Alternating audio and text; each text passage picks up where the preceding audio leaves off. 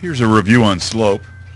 Remember, only straight lines have slopes, first of all. Always remember that. So there's our Cartesian plane, and we take a couple of points, any coordinates, ordered pair. First number is the x, the second number is the y. We would plot those 2 points and connect them through a straight line, right? Straight line only needs 2 points to go through, and the slope of this line will represent the change in the up and down movement, the y-axis movement, the vertical movement, over the horizontal change. Okay, so that's what a slope is, and it's always a ratio. And we call it m. M means the slope, and we use the slope formula. We use one y minus another y, and an x minus the x on the bottom.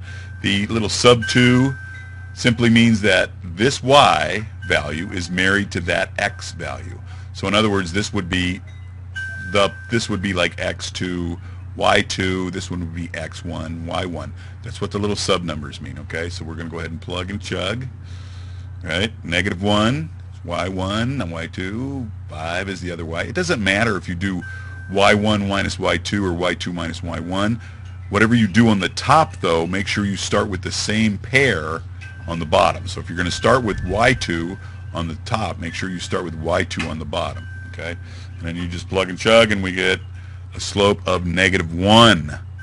So what that means is this. Every time you go to the right, one positive unit to the right, that's the x side, right? That's the bottom. For every 1 unit you go to the right, you go down vertically 1.